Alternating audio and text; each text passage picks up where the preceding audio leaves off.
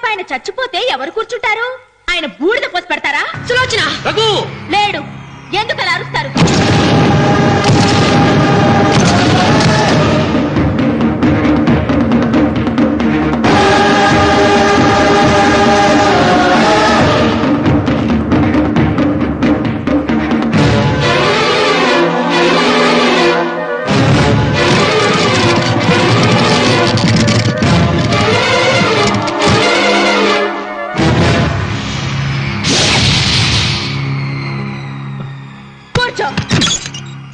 నువ్వు ఉయ్యాల బల్ల మించి లేచావంటే నన్ను చప్పుకు తిన్నట్టే.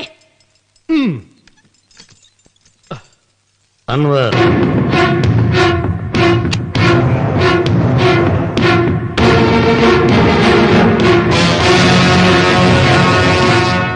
నువ్వు కూర్చో మావయ్య. సులోచన, బుద్ధి లేకుండా ప్రవర్తించకు. వేప చెట్టుకు పాలు పోసి పెంచినా అది చేదుగానే ఉంటుంది, కానీ తీయగా మారదని ఆయన ఎన్నిసార్లు చెప్పినా ఆయన మాట వినకుండా నీ అడుగులకు మడుగులెత్తాను. ఆయన ఎవరనుకుంటున్నావు? ఈ ఇంటికి పెద్ద. దేనిలో పెద్దండి? హత్యలు చేయడంలోనా? పక్కవాడ పొలాలు ఆక్రమించుకోవడంలోనా? వీధిలోకి వెళ్లి పసిబిడ్డని అడిగినా చెప్తాడు ఆయన ఎంతటి నీచుడో హంతకుడోనని.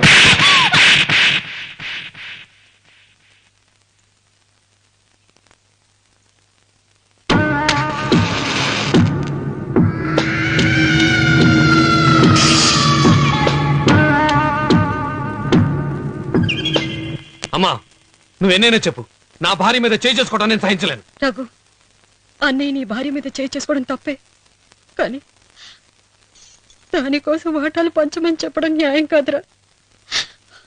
నాన్న అన్నయ్యని కూడా తన వాటా తీసుకుని వెళ్ళిపోమంటున్నారు. కావాలంటే నేను నీ భార్య కాళ్ళు పట్టుకుని క్షమాపణ చెప్తానురా. అమ్మమ్మమ్మమ్మమ్మమ్మమ్మమ్మమ్మ, నేను 100 సార్లు మీ కాళ్ళు పట్టుకుంటాను. మా బతికేదో మమ్మల్ని బతకనివ్వండి. ఏంటి నించున్నారు? రండి, అక్కడ ఎదురు చూస్తున్నారు. చేసిందంతా చేసి కాళ్ళు పట్టుకుంటుందట మహాతల్లి. నీ కన్నీళ్లకు రాళ్లు కరుగుతాయి గాని కన్నవాళ్లు కరగరు సీత. సీత, వాళ్ళు చిన్నపిల్లలుగా ఉండేటప్పుడు ఎంత సంతోషంగా ఉండేవాళ్ళం. వాళ్ళు పెరుగుతుంటే ఆ సంతోషం తరిగిపోతూ ఉంటుంది. వాళ్ళు మన భుజం దాటి పెరిగాక ఇక గడప దాటి ఎప్పుడు వెళ్ళిపోతారా అని ఎదురు చూడటమే మన పని. బాధపడ.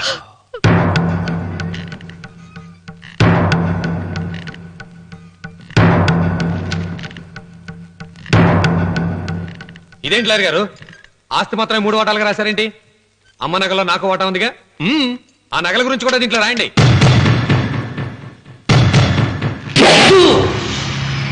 అది మీ తాత పిత్రార్జితం కాదు, నా స్వార్జితం కాదు. నా భార్య స్త్రీధనం. అందులో వాటా ఎవరికి రాదు, లేదు. ఓహో, అమ్మ గదిలోకి వచ్చేడిస్తే నా మీద ప్రేమ అనుకున్నాను. నగలివ్వాలని ఏడుపా. ఈ ఏడుపేదో నన్ను కనక ముందు ఏడవాలి.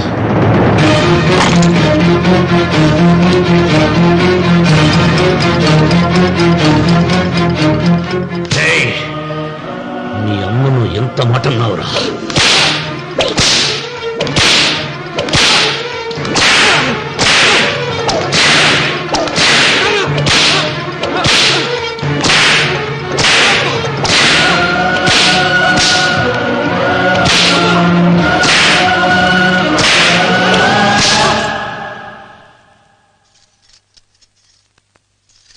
మీరేం పెద్ద మనిషండి?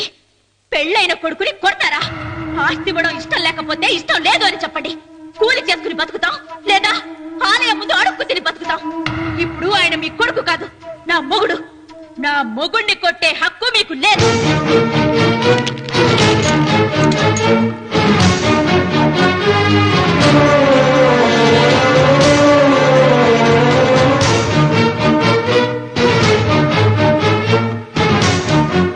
రఘు, నీకు కావాల్సింది ఈ నగలేగా, తీసుకొచ్చాను, తీసుకోరా. వద్దమ్మా, వద్దు. కాదన్నయ్య. వద్దమ్మా, నా మాట విను. ఒక తల్లి కడుపున పుట్టకపోయినా నన్ను అన్నయ్య అని పిలిచావు. నా ఇల్లు నీకు పుట్టిల్లమ్మా. ఆడపడుచు బతికుండగా పుట్టిన నగలు పంచడం శుభం కాదమ్మా, శుభం కాదు. రే రఘు, ఆ నగలి బదులుగా నా పొలం, నా ఇంట్లో బంగారంతో నీకు ఇచ్చేస్తాను, తీసుకెళ్ళిపోరా. అలాగే లాయర్ గారు, అవి కూడా రాయండి.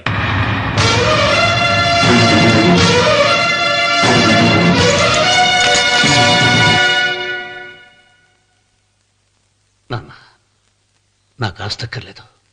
నేను మీతోనే ఉంటాను. మరదల్ని కొట్టే సంస్కారం ఉన్న కొడుకుని ఇంట్లో ఉంచుకునే సంస్కారం నాకు లేదు. వెళ్ళిపో.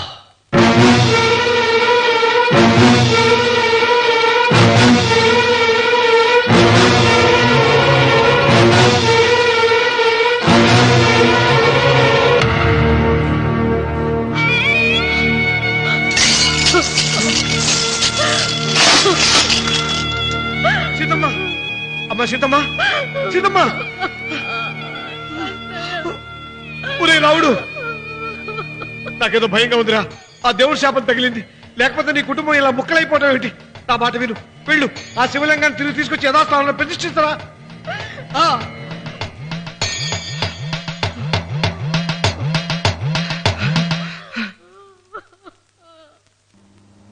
ఇదేమిట్రా రావుడు, శివలింగాన్ని తీసుకొస్తానని బయలుదేరి ఆలయం దగ్గర తీసుకొచ్చావేంటి?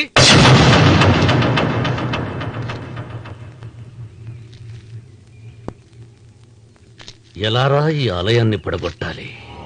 ఎప్పుడు రా సంబశివరావు పొలం నా సొంతం అవుతుంది? వెంకన్న, నా పట్టుదల కోసం నేను ధరించిన ఈ నల్ల చొక్కా ఎప్పుడు రా మార్చేది? ప్రతీకారం కోసం ప్రమాణం చేసి వేసుకున్న నా తండ్రి మొలతాడు ఎప్పుడు రా నా మెడ నుంచి ఊడిపడుతుంది? వెంకన్న, చెప్పరా, ఆ ఆలయాన్ని పడగొట్టి ఉపాయం చెప్పు. ఇంత జరిగినా కూడా నీ అహంకారం తగ్గలేదురా? నారు పొయ్యకుండా నీరు పెట్టకుండా ఈ ప్రపంచంలో పెరిగేది ఒక్కటే, అహంకారం. అది నా సొంతం.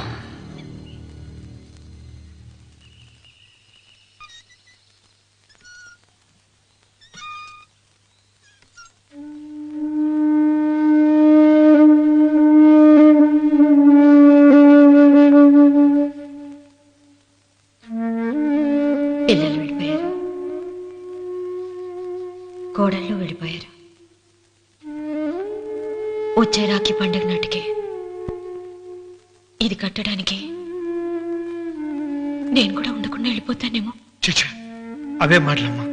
నువ్వు నిండు 100 ఏళ్లు బతకాలమ్మా. 15 రోజులు కూడా పిల్లలు లేకుండా బతకలేకపోతున్నదని 100 ఏళ్ళు ఎలా బ్రతకగలనన్నయ్య?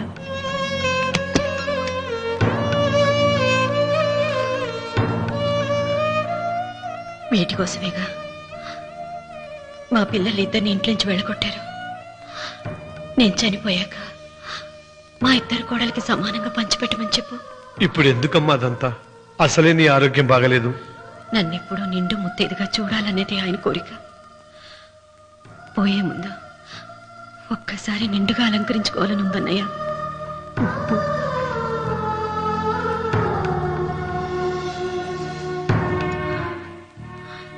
ఈ అన్నయ్య లేకపోతే నా ఈ కోరిక తీరేది కాదు. నీ చేతులతో అలంకరించన్నయ్య.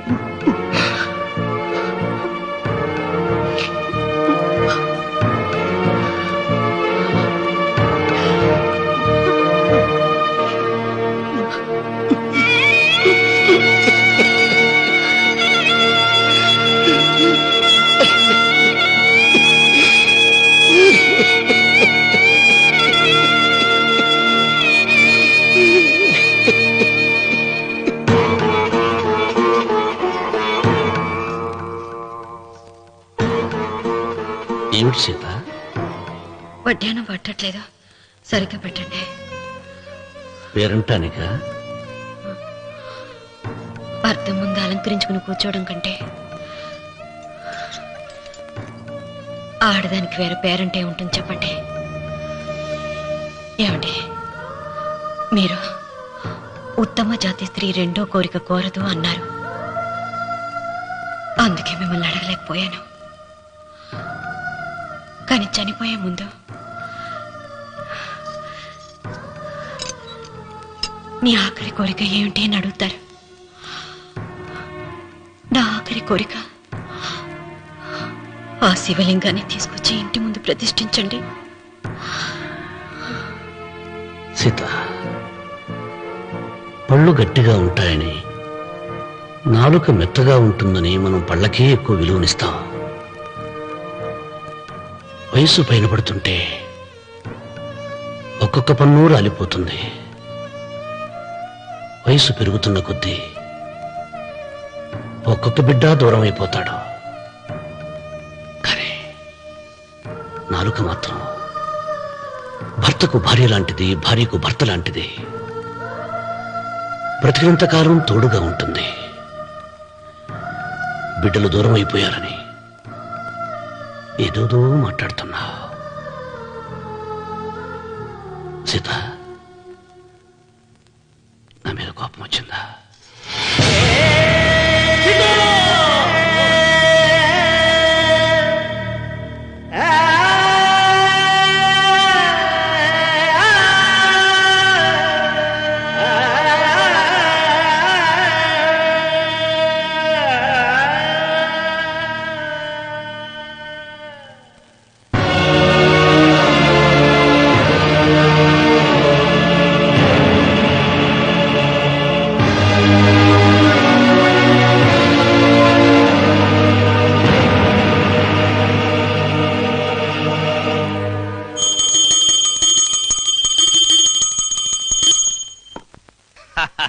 అక్కడ రామన్న చౌదరి చచ్చిన పేళానికి దీపం వెలిగించాడు, ఇక్కడ ఈయన అమ్మూరికి ఆరతి వెలిగించాడు. నేను ఆ రోజే చెప్తేనే అది చాలా మహిమగల శివలింగము, దాని జోలికి పోతే సర్వనాశనం అయిపోతాడని. పిల్లలేమైనారు? ఇల్లు వదిలిపోయినారు. పెండ్లాము లోకం ఏడ్చిపాయ. ఇక రామన్న చౌదరితో పాటు ఆయన వంశం కూడా గబ్బులేచిపోతా. ఒకవేళ భయపడి ఆ శివలింగం మళ్ళీ యథాస్థానంలో పెడతాడేమో. పెట్టడు. పెట్టాలని ప్రయత్నిస్తే ఎట్లా ఆపాలనో మనం చూసుకుందాం.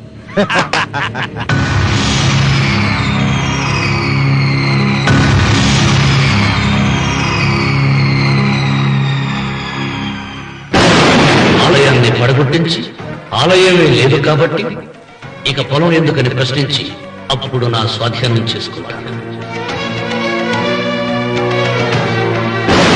అమ్మవారి ఆలయాన్ని నువ్వు తాకలేవు.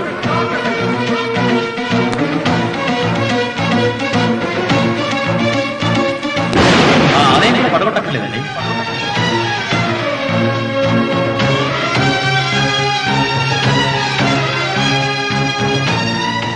నీ వంశం నిర్వంశమైపోతుంది.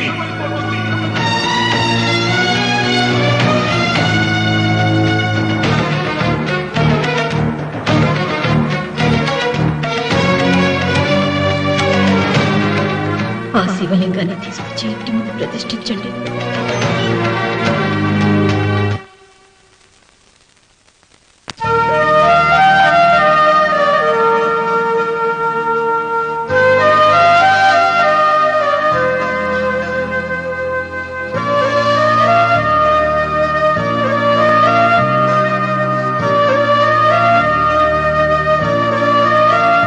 రావుడు, ఆ నెల తర్వాత నీకు శుభార్త. నీకు మనవడు పుట్టాడరా?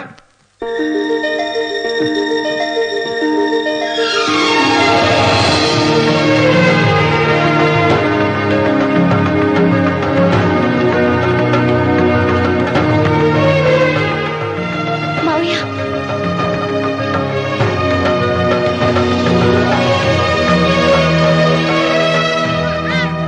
నా వంశం నిర్వంశమైపోతుందని జటాధారి శపించిన ఎదిరించి నా ఇంట పుట్టిన మొదటి వంశాంకురం.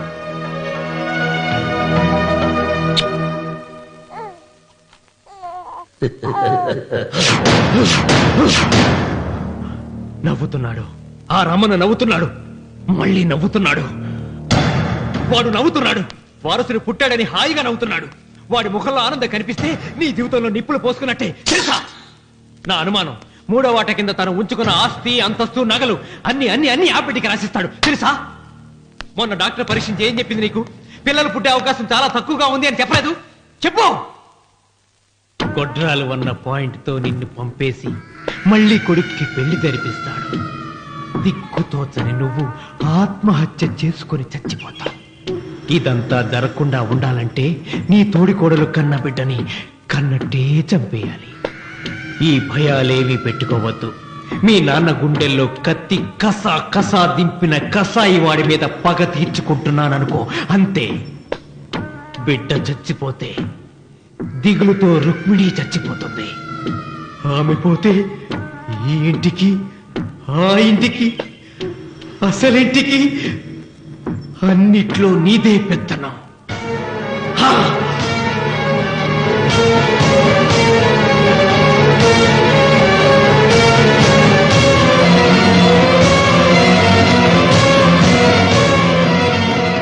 నాకు చిన్న సాయం చేయాలి, చేస్తావా? ఏంటమ్మా? బిడ్డకి పాలల్లో విషం కలపాలి. అయ్యో, నేను నడతాను కాదమ్మా.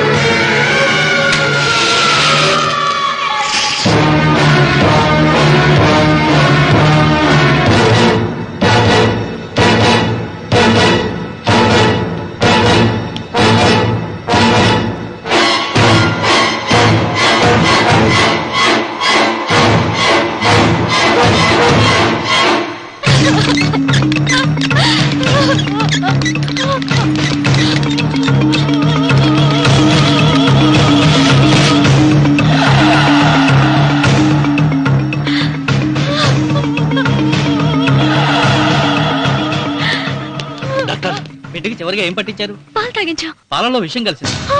Sister, call doctor Reddy. చివరిగా పాలు ఎవరు పట్టించారు?